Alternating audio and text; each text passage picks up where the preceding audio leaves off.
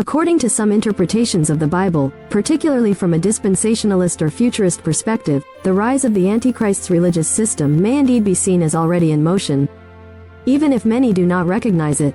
Here's how this idea is often framed within a biblical context. Before we start, we'd like to ask for your support. If you enjoy our video, please hit the like button. This will help us reach more people and create content for you.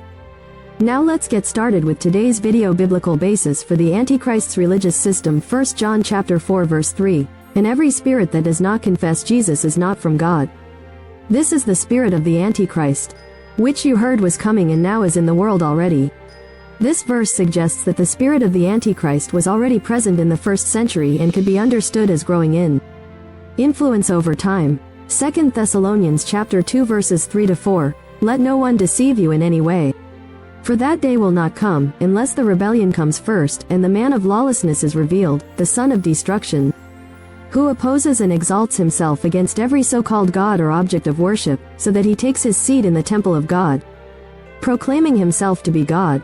This passage describes a figure often identified as the Antichrist, who will eventually reveal himself and demand worship, indicating a significant religious shift.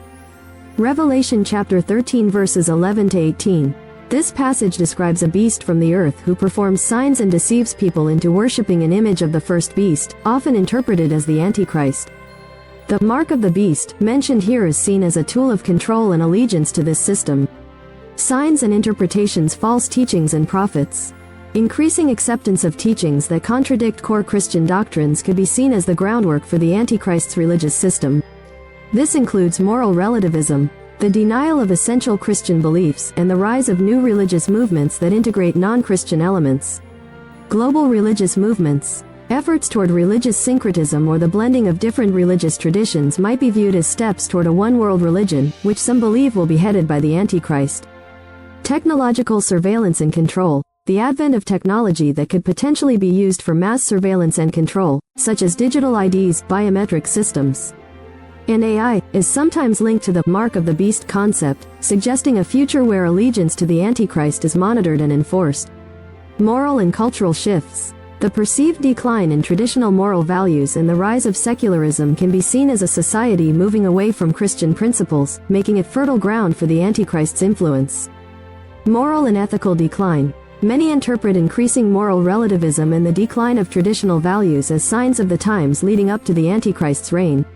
False prophets and deception. The New Testament warns about false prophets and deceptive teachings that could lead believers astray, which some see as already occurring within and outside of the church.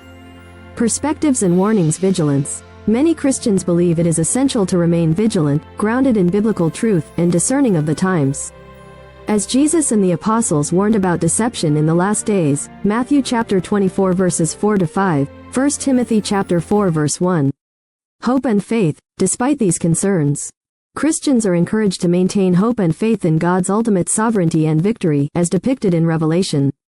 These interpretations vary, and not all Christians agree on the specifics or the timeline.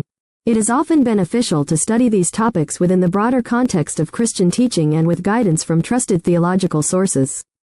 Please subscribe my YouTube channel. I hope you like this video. Thank you.